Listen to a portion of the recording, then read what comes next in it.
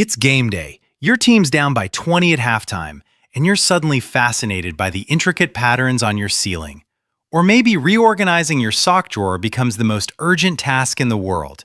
You'd rather binge watch a documentary on grass growing than endure another fumble or missed shot. The remote is your shield, and flipping channels feels like a heroic escape. But here's the thing, it's not laziness. It's not fair weather fandom in the derogatory sense. It's not that you're a bad supporter or lacking in loyalty. No, your brain is actually pulling off a masterclass in self-preservation, wired to chase the highs and dodge the emotional gut punches. Spoiler alert, this isn't a flaw. It's your neurology high-fiving your sanity in a world that demands you suffer for entertainment. Let's pump the brakes on the guilt trip society loves to lay on you. You know the drill. The die-hard fans who brag about sticking through every heartbreaking loss, wearing their misery like a badge of honor. Real fans suffer together, they say, as if emotional masochism is the price of admission. Meanwhile, you're over here protecting your peace, only diving in when victory's in the air. Society's got it all wrong about people like us. We're not flaky, we're efficient.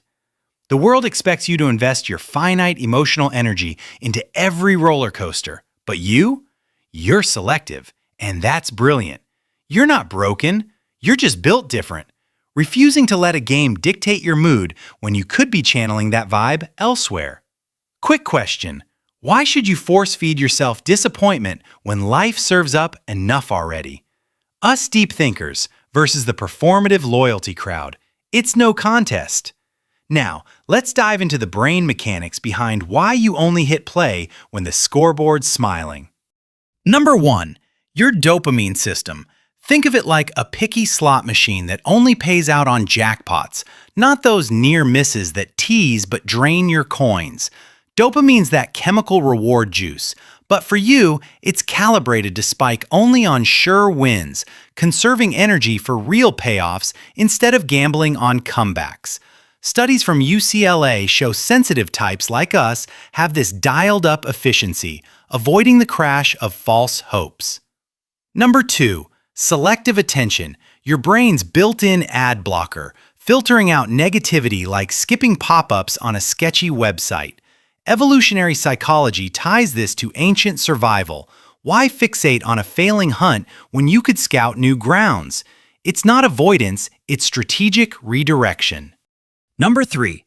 The amygdala, your emotional alarm bell, rings louder for potential losses, like a car horn blaring in a quiet library, making you swerve away to keep cortisol, that stress hormone, imagine it as battery acid eating your calm, from flooding your system. And number 4. Mirror neurons, those copycat cells that make you feel the team's pain as your own. But yours are like a VPN, rerouting the connection only to triumphs, shielding you from collective despair. Wild, right? Research from the National Institute on Aging highlights how this wiring amps up in introspective folks, turning what others call quitting into pure genius. But here's the kicker. This isn't just a quirk. It's actually a superpower in disguise. Plot twist. What society labels as disloyalty is your brain's way of mastering emotional resource management, like a savvy investor who only buys stocks on the upswing. Evolutionary angles suggest our ancestors who conserved energy like this outlasted the reckless optimists who burned out chasing lost causes. Think about it. You're practicing defensive optimism, a strategy psychologists like Abraham Maslow nodded to, where you guard your mental reserves for sustainable highs. Cambridge research on high-sensitivity individuals shows this leads to better long-term well-being, fewer burnout episodes, and sharper focus in daily life. You're not abandoning ship, you're captaining it wisely, ensuring you have fuel for relationships, work, or hobbies that matter more than a scoreline. Congratulations, you're wired for resilience in a culture that romanticizes suffering. But it's not immune to risks, like missing out on those rare comeback thrills that build grit. Though honestly, who needs more character building when life's already a boot camp? Hang on a sec, where does this selective watching come from? Trace it back, and it's often rooted in your pattern recognition machine of a brain, honed from childhood or even ancestral echoes. Picture your kid self, maybe at family gatherings where forced enthusiasm for losing board games taught you early that faking interest drains the soul. Or generational vibes. If you're Gen X or older, think Cold War era, where uncertainty bred a cut your losses mentality.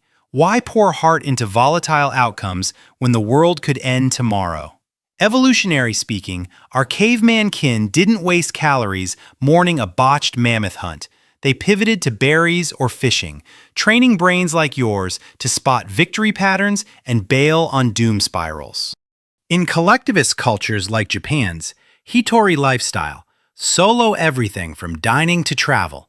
This translates to valuing personal energy over group endurance. You're not inventing this, it's programmed, making you a human radar for efficiency, catching red flags others ignore, like that subtle shift in momentum that screams, "Turn it off, now." Food for thought. This origin story isn't trauma, it's adaptation gold. Because of this trait, your daily life sprouts these quirky micro-habits that are equal parts hilarious and heroic. Number 1. You master the art of score peeking, glancing at your phone like a spy checking intel, only committing to the stream when the lead's double digits. Number 2. Canceled watch parties? Pure euphoria, that rush of reclaimed time, feeling like winning the lottery without buying a ticket. Number 3. Your furniture starts whispering judgments if you even think about tuning into a blowout loss. Like, really? Again with the heartbreak? Number 4. Shower thoughts turn into full game analyses, but only replaying the glory moments, skipping the fumbles, like editing a highlight reel in your head. Number 5.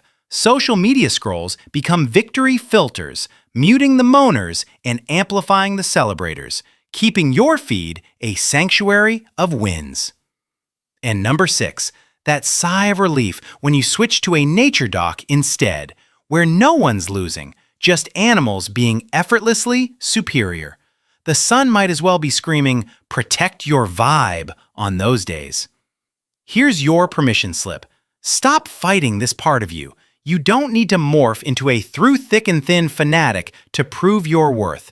Embrace it. You're not required to suffer for fandom when your brain's already optimized for joy efficiency. The world needs people like us, the selective engagers who show up fully when it counts, bringing fresh energy instead of depleted vibes. Don't get it twisted. This isn't permission to ghost everything, but for games, absolutely. You're surviving, thriving even, in a loud, obligatory world. Buckle up. If this just decoded why you bail on blowouts, don't scroll. The next video unpacks the psychology of people who rehearse conversations in their head, and trust me, it's your life story.